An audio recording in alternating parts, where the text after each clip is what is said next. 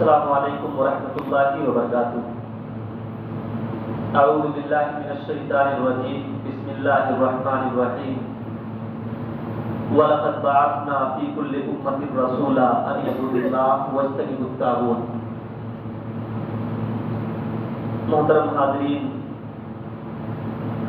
قرآن مجید کا پارہ نمبر 14، اس کی کچھ آیتوں کا خلاصہ۔ اللہ رب العالمین حضرت آدم علیہ السلام اور ابلیس کا واقعہ بیان کر رہا ہے کہ کیسے ابلیس نے جنت سے حضرت آدم علیہ السلام کو نکلوایا، اور جنت میں اللہ رب العالمین نے انہیں ننگا اور بے لباس کر دیا۔ جب اللہ کی نافرمانی ہوئی تو جنت کے لباس حضرت آدم اور حوا سے اتروایا گیا اور بے لباس اور ننگا کر کے دونوں کو جنت سے نکلوا دیا گیا۔ ایک نقطہ یہ معلوم ہوا کہ شیطان کی سب سے بڑی کوشش یہ ہے کہ انسان کو اللہ کی جنتوں سے دور کر دیا جائے۔ اس نے اللہ رب العالمین سے جو مہلت مانگی کہ ربی فانظرنی الی یوم یبعثون، اے اللہ مجھے قیامت تک اس دنیا میں زندہ رہنے کی مہلت دے دے تاکہ میں زیادہ سے زیادہ انسانوں کو جنت کے راستے سے دور کر دوں۔ گویا اس دنیا میں شیطان کا سب سے بڑا مشن یہ ہے کہ ایک انسان کو جنت کے راستے سے دور کر دیا جائے۔ ایک مسلمان کی زندگی کا مقصد یہ ہونا چاہیے کہ شیطان کے فریب سے بچ کر کے، شیطان کی چالوں سے بچتے ہوئے نیک اعمال کو اپنا کر اپنے آپ کو اللہ کی جنتوں سے قریب لے جائے۔ اس لیے کہ ہمارا حقیقی گھر وہی اللہ کی جنت ہے، وہیں سے ہمارے دادا آدم علیہ السلام کو نکالا گیا ہے۔ اگر انسان اس دنیا میں آ کر اپنے اعمال کے ذریعے اللہ کی رحمتوں کو حاصل نہ کر پایا اور اپنے آپ کو جنت کا مستحق نہ بنا پایا تو دنیا میں اس سے بڑا بدنصیب کوئی نہیں ہے۔ اس دنیاوی زندگی کا جو مقصد ہے وہ صرف اتنا ہے کہ اللہ نے جنت سے نکالا، دنیا میں بھیجا، کہا جاؤ اپنے اعمال کے ذریعے واپس اسی جنت میں آنے کی کوشش کرو۔ تو گویا انسان کی زندگی کا سب سے بڑا مقصد یہی ہونا چاہیے کہ اسے اللہ کی جنتوں میں جگہ مل جائے۔ دوسری آیت آگے چل کر کے اللہ رب العالمین بیان فرماتا ہے وَإِن تَعُدُّوا نِعْمَةَ اللَّهِ لَا تُحْصُوهَا، کہ اے لوگوں اللہ نے تم پر اتنی نعمتیں عطا کی ہیں، تم کو اتنی نعمتیں اللہ نے دی ہیں کہ اگر تم اللہ کی نعمتوں کو گننا چاہو، شمار کرنا چاہو تو نہیں کر سکتے۔ یہاں تک کہ قرآن کہتا ہے کہ پوری دنیا کے اندر دنیا کو اگر 4 حصوں میں بانٹا جائے تو 3 حصے دنیا میں پانی ہے، 1 حصہ خشکی ہے۔ اللہ نے کہا ان دنیا کے 3 حصے پانی کو سیاہی بنا لیا جائے اور دنیا میں جتنے درخت ہیں سب کو قلم بنا لیا جائے اور اللہ کی نعمتوں کو لکھنا شروع کیا جائے تو قلم ختم ہو جائیں گے، سیاہیاں روشنائیاں ختم ہو جائیں گی، لیکن اللہ کی نعمتیں کبھی ختم نہیں ہو سکتی۔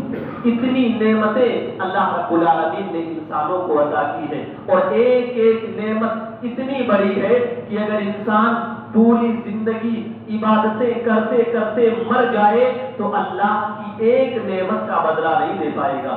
جناب محمد الرسول اللہ صلی اللہ علیہ وسلم بیان فرماتے ہیں قیامت کے دن ایک آدمی ایسا لایا جائے گا کہ اللہ کی بارگاہ میں حاضر ہوگا اور اللہ کہے گا میرے فرشتوں لے جاؤ، میری رحمت سے اسے جنت کے اندر داخل کر دو۔ وہ انسان کہے گا اللہ مجھے تیری رحمت کی کیا ضرورت ہے، میں نے دنیا میں بڑی نیکیاں کی ہیں، بڑی عبادتیں کی ہیں، راتوں میں جاگ کر میں نے تہجد ادا کیا ہے، بڑے بڑے اعمال کیے ہیں، میں اپنے عملوں کے بدلے جنت میں جا سکتا ہوں۔ اللہ رب العالمین اس آدمی کو رکوائے گا اور کہے گا میرے فرشتوں ذرا اس کی نیکیاں وزن کرو۔ اس کی زندگی کی تمام نیکیوں کو ایک پلے پر رکھا جائے گا۔ اللہ کے رسول کہتے ہیں کہ اللہ ایک نعمت آنکھ کی شکل میں جو دنیا میں ہمیں عطا کرتا ہے، اللہ اس ایک آنکھ کو جس سے انسان دنیا کے اندر ہر چیز کو دیکھتا ہے، غور کرتا ہے، دنیا کی رنگینیاں اس کے نگاہوں میں آتی ہے، اس ایک آنکھ کو اللہ قیامت کے میزان میں ایک پلے پر رکھے گا۔ روایت میں آتا ہے کہ ساری زندگی کی نیکیاں اللہ کی ایک نعمت آنکھ کا مقابلہ نہیں کر پائے گی۔ اس آنکھ کا پلڑا جھکے گا، وہ انسان روئے گا، گڑ گڑائے گا کہ اللہ میں تیری رحمت کے بغیر جنت میں داخل نہیں ہو سکتا۔ میری زندگی کی ساری نیکیاں تیری ایک نعمت کے برابر نہیں ہو پائی، اور تیری اتنی نعمتیں میرے اوپر ہیں جسے بیان نہیں کیا جا سکتا۔ تو اللہ نے وہی بیان فرمایا کہ اے لوگوں، وَإِن تَعُدُّوا نِعْمَتَ اللَّهِ، اگر تم اللہ کی نعمتوں کو گننا چاہو، شمار کرنا چاہو، نہیں کر سکتے۔ دنیا میں رہتے ہوئے اللہ کا شکر ادا کیا کرو، ہر قدم پر اللہ کا شکر ادا کرو کہ اللہ رب العالمین نے تمہیں بے بہا نعمتیں عطا کی ہیں۔ اس کے بعد اللہ رب العالمین قوم لوط کا ذکر کرتا ہے۔ حضرت لوط علیہ السلام جس قوم میں رسول بنا کر بھیجے گئے، اس قوم کی برائیاں بڑی کثرت سے تھیں۔ وہ اللہ کے ساتھ شرک کرتے تھے، ہم جنس پرستی ان کے یہاں موجود تھی۔ حضرت لوط علیہ السلام جب اپنی قوم کو سمجھانے لگے، قوم نے نہیں مانا، بڑی سرکشی کی۔ اور ہم جانتے ہیں جب کوئی قوم سرکش ہو جائے، نافرمان ہو جائے، گناہوں پر مصر ہو جائے تو اللہ کا عذاب آتا ہے۔ حضرت لوط علیہ السلام کی قوم پر قرآن نے بتایا 3 قسم کا عذاب اللہ نے نازل کیا۔ لوط علیہ السلام کی قوم جب نافرمان ہوئی، اللہ کی ناراضگی اپنے سر پر اس نے مول لے لیا، تو 3 عذاب اللہ نے اس پر نازل کیے۔ پہلا عذاب فَأَخَذَتْهُ الصَّيْحَةُ، اللہ نے اس پر ایک بڑی چیخ دار آواز نازل کی، اتنی تیز چیخ کہ لوگوں کے کانوں کے پردے پھٹ گئے۔ اور دوسری، اللہ رب العالمین نے ان کی بستیوں کو الٹ دیا، زندہ گھر زمین پر سیدھے تھے، ان کی بستیوں کو الٹا کر دیا گیا، ساری بستی الٹی ہوئی، اور الٹی بستی میں نیچے اپنے گھر میں پڑے ہوئے تھے۔ اللہ نے اسی پر بس نہیں کیا، بچے رو رہے ہیں، عورتیں رو رہی ہیں، مرد رو رہے ہیں، اللہ نے ایسے عالم میں ان کی بستی پر پتھروں کی بارش عطا کی۔ اللہ اکبر!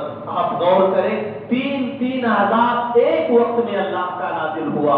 ایسی چیخ آئی کہ کانوں کے پردے پھٹ گئے، ان کے گھرانے اور بستیاں الٹی کر دی گئی، اور جب الٹی ہوئی تو اس پر پتھروں کی بارش آسمان سے نازل کی گئی۔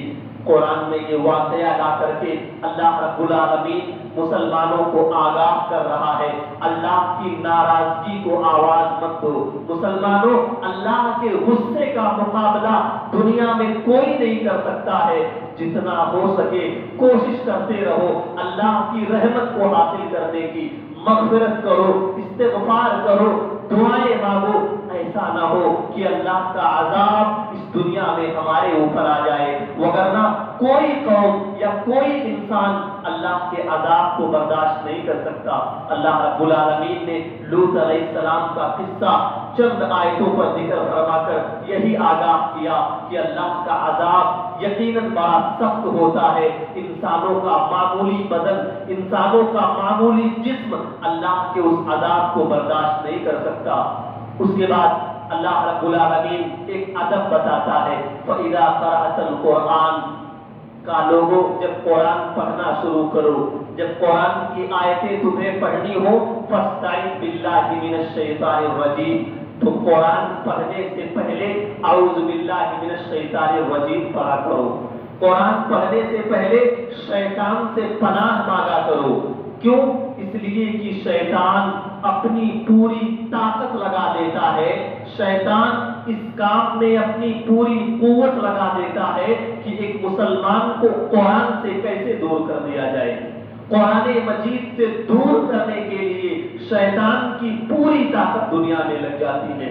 اسی لیے آپ دیکھیے ایک انسان بسا اوقات نماز تو ادا کر لیتا ہے، روزہ رکھ لیتا ہے، نیکیاں کر لیتا ہے، لیکن اللہ کی کتاب قرآن پڑھنے کی توفیق اسے نہیں مل پاتی، اس لیے کہ شیطان کی قوت ہمارے نفس کی خواہشات چاہتی ہے کہ اللہ کا بندہ قرآن سے دور ہو جائے۔ رمضان المبارک کا مقدس مہینہ ہمارے اور آپ کے درمیان چل رہا ہے، ہم سب کو اپنے اپنے نفسوں کا محاسبہ کرنا چاہیے۔ کتنی مرتبہ اس رمضان کے مہینے میں ہم نے اللہ کی کتاب قرآن مجید کو ختم کیا ہے؟ ہمارے اسلاف اگر ہم اور آپ ان کی زندگیوں پر غور کریں تو پڑھنے والا دنگ رہ جائے گا، کتنی محبت رمضان میں قرآن سے انہیں ہوتی تھی۔ امام مالک رحمہ اللہ ان کے بارے میں آتا ہے کہ جب رمضان کا مہینہ آ جاتا تو اغلق الابواب، تو اپنے دروازوں کو بند کر لیتے۔ رمضان آیا، امام مالک کے دروازے بند ہو جاتے اور باہر لکھ کر لٹکا دیا جاتا، پورے رمضان میں کوئی فتویٰ پوچھنے والا نہ آئے، پورے رمضان میں کوئی حدیث کا درس لینے والا نہ آئے۔ رمضان کا مہینہ قرآن کا مہینہ ہے، میں امام مالک اس پورے مہینے اللہ کی کتاب قرآن کو پڑھتا رہوں گا۔ امام شافعی رحمہ اللہ بڑے علماء میں سے ان کا اپنا قول ہے، وہ کہتے ہیں کنت اختم القرآن 70 مرہ فی رمضان، کہ جب رمضان کا مہینہ آ جاتا تو رمضان کے اس مہینے میں 60 مرتبہ قرآن مجید ختم کر دیا کرتا تھا۔ کتنا قرآن سے لگاؤ تھا۔ امام بخاری رحمہ اللہ ان کے بارے میں آتا ہے کہ جب رمضان کا مہینہ آتا تو ہر رمضان کی رات میں وہ ایک قرآن ختم کر دیا کرتے تھے۔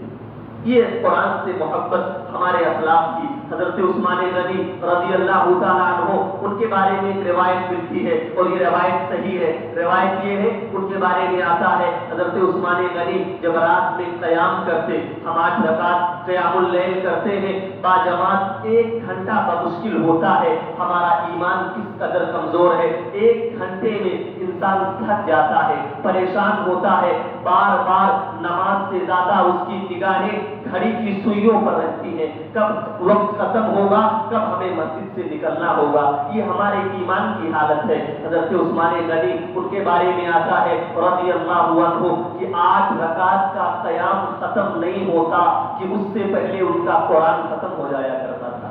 اللہ اکبر! یہ قرآن سے محبت، یہ قرآن سے انسیت رمضان المبارک کے مہینے میں ہمارے اسلاف کی ہے۔ ہمیں انہی کے راستے پر چلنا ہے، لیکن سوال یہ ہے کتنا چل رہے ہیں؟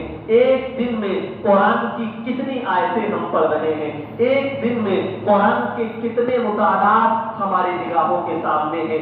ہم اور آپ اپنی زندگیوں پر غور کریں، ایسا نہ ہو رمضان المبارک کا یہ مہینہ تیزی سے گزر جائے، دنیا کمانے والے دنیا کما لے، دولت کمانے والے دولت کما لے، لیکن ایک مسلمان رمضان کے اس مہینے میں اگر اپنی گردنوں کو جہنم سے آزاد کرا کر اللہ کی جنت نہ کما پائے تو وہ دنیا کا سب سے بڑا بد نصیب ہے۔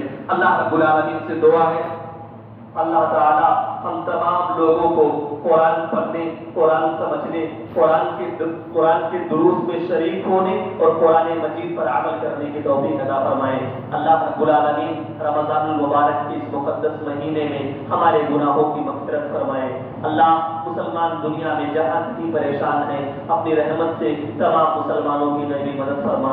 اللہ وہ ظالم مشرک جو مسلمانوں پر ظلم و ستم کر رہے ہیں، ہمیں معلوم ہے یہ ظلم و ستم ہمارے گناہوں کی وجہ سے ہے، لیکن اللہ تو ارحم الراحمین ہے، تو ہم پر رحم فرما اور ان ظالموں پر اپنے عذاب کا کوڑا برسا۔ آمین۔ السلام علیکم۔